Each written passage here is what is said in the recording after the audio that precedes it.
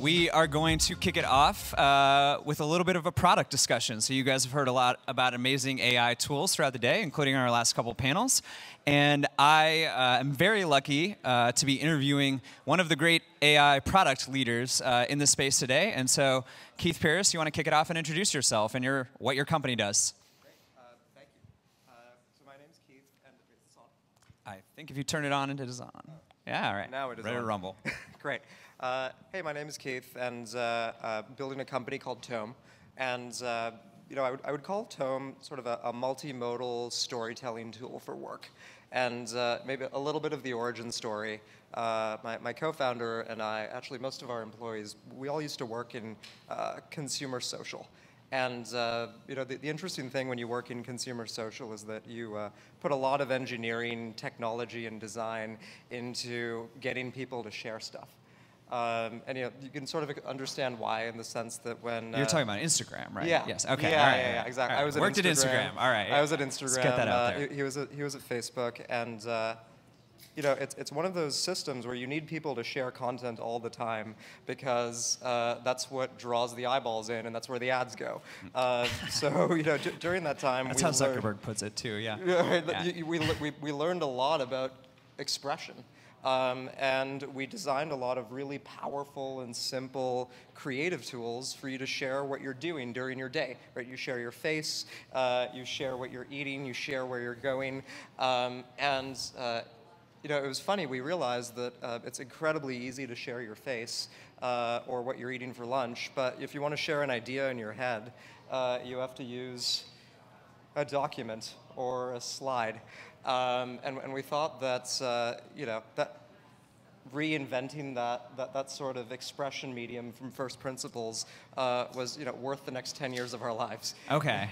So from an outsider's perspective, and I'm sure you maybe don't like this comparison as much, I've used your tool, Tome. I think it's super cool. Yeah. It is basically Keynote, PowerPoint, the software on steroids with AI generation in the middle of that. Is that a bad way to put it, or is there anything you would edit about that? It's a good question. I'm not against you getting into the tool. That's what I saw when I got to the website. All right, yeah. Keynote on steroids with AI. Yeah, but I'd go a little deeper than that. Okay, right? All right. Which is to say that you know, documents exist because we used to print them on 8.5 by 11 sheets, right? Okay. And slides used to exist because we used to print 35mm slides. Right? Okay. And that's why they're sort of fixed length, fixed width. They're static. And we're like, wait a minute, is that sort of the appropriate medium for telling a story today? When we look at stuff on our phones, when we look at stuff on 4K screens. So we've sort of like reimagined what that format might be like, and we don't think it's slides anymore. Okay. Yeah. It's not slides, but it's a little bit like slides, you would say. Having used the tool. Yeah, a lot of people, you know, use Tome instead of slides. Yeah. Okay, all right. Yeah. So yeah, I mean, that brings me to my next point. It's a very beautiful tool. It's obviously super well designed. You know, I can tell you have this consumer product background because it's really seamless and wonderful. Mm-hmm. But in, you know, the world, most people who use slides are probably at businesses, right? I mean, typically the classic presentation, the classic PowerPoint is a company, right? Or maybe, you know, it's a teacher, or maybe it's a specific setting. I'm interested, like, do you find your audience for Tome to be businesses for the most part, to be a more mixed group of people? What are you targeting, and who do you really hope to capture? Yeah, it's a good question. When we first started the company, one of our investors asked me to go and pitch to a bunch of CIOs. Okay. And nice. I learned the hard way that no CIO ever wants to pay for one more tool. Okay. And you know, we sort of came to this realization that we just need a pure consumer go-to-market. Oh, you know, wow. Just to say that the only way to make this company work is to get to tens of millions of users. You know, pick up a bunch of use cases outside of the work context, like capture homework, mini websites, class presentations, you know, nighttime stories, and you know, then by attracting people in with use cases like that, they're then going to go to work and realize that they have to use Google Slides, and then they'll choose Tome instead. Okay. So you're capturing the children who need to make slide presentations in class. Is that happening? I mean, for real, like, what the- percentage of your use is a classroom setting, I guess? I'm interested. We have a lot of students and teachers using Tome. Okay, nice. You know, we used to get a lot of tickets at night from teachers being like, I got this assignment in Tome instead of Keynote, and you know, what percentage of this did the student do, and what percentage of this did you do? And what do you say to that? Like, if a teacher asks you, you know, they're using the AI to generate their slides in Tome, like, how do you see that from a creative perspective? I mean, our perspective on this has evolved. You know, the first time we got this, we were like, well, you know, the student wrote this much, and you know, a combination of the models that we use wrote this much. But I think we now have a more elevated view on it, which is that we've just built a better paintbrush, right? And you know, we shouldn't penalize a student for using a better paintbrush in order to create the best possible product. And now we've sort of moved to building just a new set of tools on top of that, so you can build more explainability into citations and sort of teach students how to wield this technology rather than you know, be afraid of using it in school. Okay. Yeah, I mean, so coming back to the sort of CIO discussion you had, they may not be as fun of a group of people to talk to. Apologies to any CIOs who are here. But they do spend a lot of money on software tools, even if they don't want to, right? Whereas students, maybe not as much typically. Like, so what is your business model? Do you charge the students? Do you charge the teachers? Is it all free right now? Like, what's the plan there? So we're all free right now, and next week we're going to start charging. Okay. We're going to have How much? A pro plan, $10 a month. Okay. And you know, it's sort of the Tome experience everyone wants. It's unlimited compute. You know, you shouldn't have to think about, am I running out of credits? You know, is ChatGPT slowing down? You just have all of the power you need whenever you want it. So that's sort of step one. Okay. And then I think step two, which is even more interesting, is that we're getting a lot of enterprise interest. And the sort of ask is, like, listen, I'm excited that I can generate a story using sort of artifacts on the internet, but what I want is to enrich what's being generated with facts from within the enterprise. And you know, we're willing to pay a lot more than $10 a month for that. I mean, so that's fascinating. So you are starting to see penetrations in companies, like, and you're building on top of their data. Like, I guess a bunch of different questions there. Like, one being, how do you access that data set? Are you using like middleware tools? Some of the stuff folks have talked about earlier today. Like, yeah, how does that all work? Yeah, so we're sort of building our own set of tools. Okay. And your own models, or? Yeah. Okay, all right. So there's some things that there just aren't any off-the-shelf models for. You know, we've got our own layout engine, and now we have, you know, millions of tomes being generated every week, so we have more than enough data to label, right? And then the other thing is we've sort of found clever ways to augment what we're getting out of GPT-4.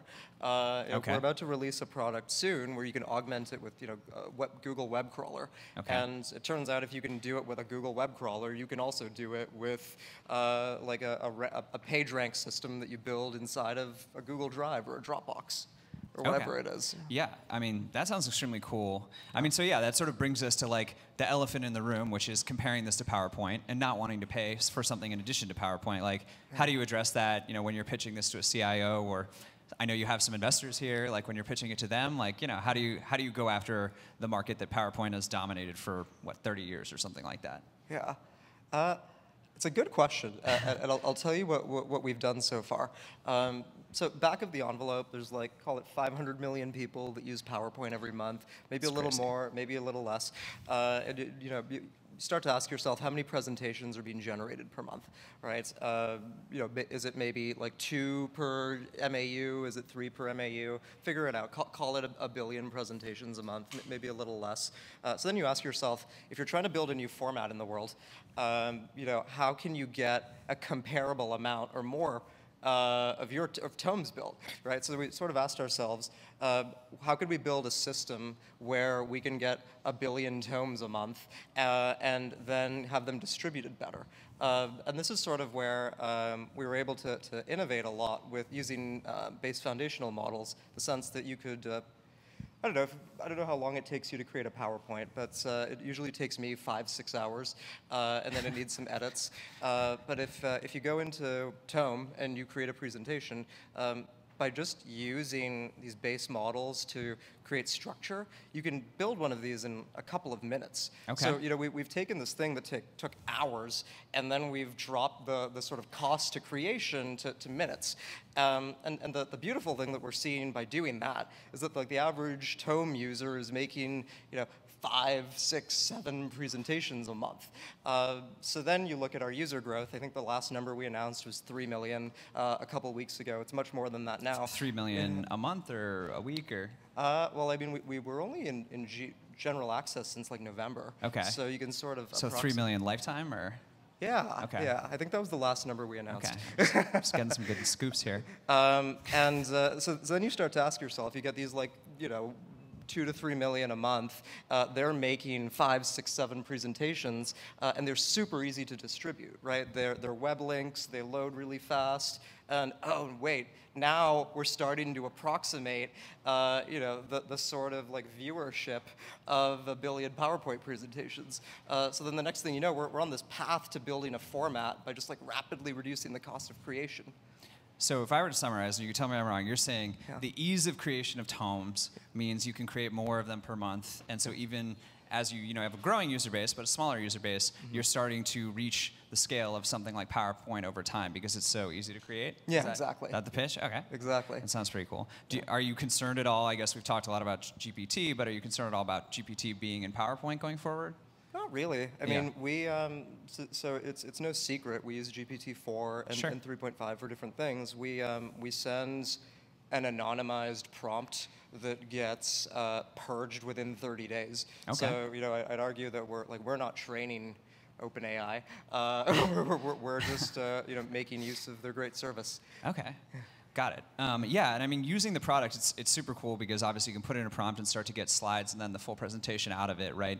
Yeah. Like, how do you guys turn, I guess, the output of, sounds like GPT-4, into slides, into visual experiences? Like, are you also using DALL-E at the same time? Are you, mixing in image generation? Like, how do you format that output in a way that leads to, a Tome presentation? Yeah, it's a good question. I mean, I think the thing that got us excited about Tome was we're trying to build a true multimodal storytelling tool. Okay. When I say multimodal, I don't mean just text and image. I mean like text, images, data, prototypes, video, whatever you need. And the way that we sort of approximate multimodality using these base models is that we convert everything to text. Or we convert everything to JSON, and then we use the JSON to sort of summon different parts of our web app, and then sort of create subqueries to fill those in. Okay. So even though there's arguably only a text foundational model that we're using, we're actually able to pull various sources and sort of approximate multimodality. Yeah. So I've never heard that from anyone. That's pretty amazing. So you're basically using text as an input and a kind of an output from these foundational models, and then you're sending that text off to a bunch of different tools that then turns it into this complete multimodal, as you're saying, presentation format? Yeah, exactly. We sort of cool. run the text on a page and start to understand, and then run it through a classifier. Would this be more substantive with a table? Would this be more substantive with a prototype, a chart, or whatever it is? And then we sort of parse it through our web system. Okay. I mean, that sounds extremely cool. Yeah. I mean, I guess one question I have to ask is, based on public information, you guys have raised something like $80 million over the last year or so? Something like, is that accurate? Yeah, but what did we say, 81? Yeah. $81 million. Yeah, something all like right, that. Close enough. Including from some great folks in this room, I think Greylock and Lightspeed and others. I'm interested, what was it like being in the heart of this kind of AI frenzy over the last year? I mean, you obviously captured it pretty well.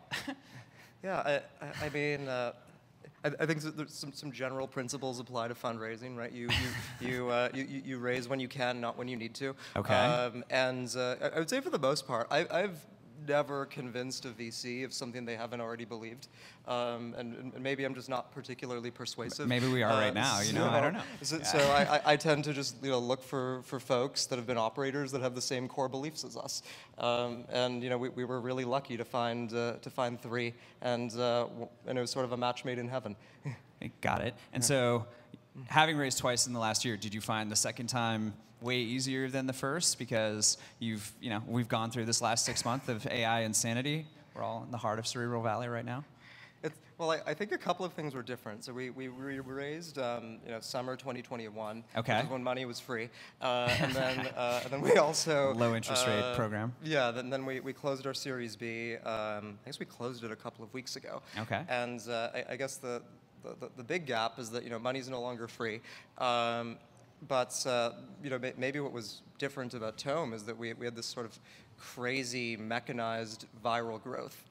Right, and it's the sort of problem where if you know anything about consumer product, you can look at the retention, the virality, and start to approximate what percentage of these people will pay, and you could sort of see a giant business emerging if you have a little bit of imagination. And I think we found some investors with a little bit of imagination instead of the ones that were like, how do I multiply ARR? It's a good hot take. Yeah. So $80 million. I mean, obviously a lot of money. Yeah. What are you going to spend it on? Where are you sending it? Yeah. Do you have to spend a lot on your models, or is it just people, or Yeah. keep it in the bank for the future? Well, my SVB treasuries weren't the best idea. No. You took a week off having access to your money. Yeah. No, we're very safe now. It's a good question. I think we're in this sort of product space where we just have a lot to build, and making all of that work together is hard. It sort of reminds me of Unity, and I remember one of the leaders from Unity said this, like, anyone could build Unity if they just had 5,000 people and worked on it for 5 years, right? And it's sort of the sort of thing with Tome, right? You need to build a charting engine, you need to build a diagram engine, you need to build this data layer, and we're sort of in this phase where we just have compounding gains by building more product. So we're mostly investing it in our core AI team, in our sort of like React web engineering team, and I mean we certainly have a serious amount of compute we're burning through too. Okay. Yeah. I mean that's sort of an interesting underlying question. Like, what is the sort of like marginal cost of creating a Tome? I guess like how much money are you spending on these models? Like. Yeah. I mean, I would say that it's on the order of fractions of cents. But that's meaningful. I mean, yeah, if you're doing millions and millions and millions, right?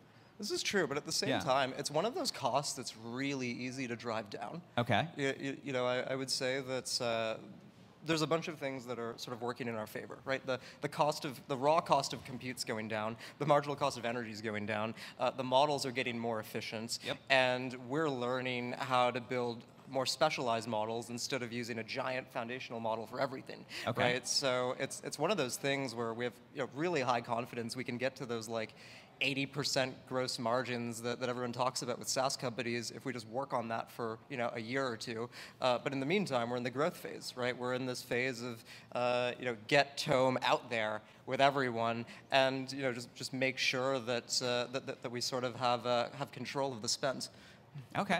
Yeah. I mean, that makes sense. I mean, I'm interested if GPT-4 versus GPT-3 is like a meaningful improvement for your product, and if it's worth the speed issue and the cost issue, that kind of thing. Yeah, it's actually not a clear win. Interesting. For. Is it worse? And it sort of depends on the application, right? Which is to say, so I went on my tangent about the cost of creation. Sure. And time waiting for your query to process is a huge part of the cost of creation. Yeah. So we found for a lot of things, like we have a text editor, and you can rewrite parts of your Tome automatically.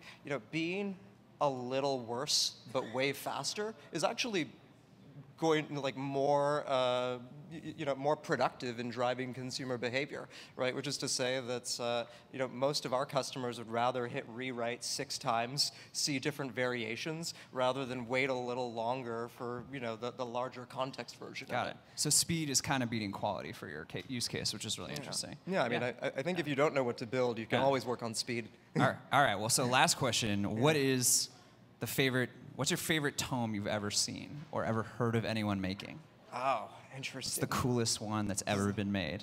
All right. Well, let me give you the boring answer of. No, come on. That'll give you the good good answer. answer. We gotta get the good answer. So the boring answer is that I've seen a couple of Series Bs being raised in Tome. All right. And that's awesome. Okay. And hopefully some of the VCs here have seen some Tomes. Okay. But I would say some more interesting ones. I've seen some parents generate a new children's story for their kids every single night. Wow. In Tome.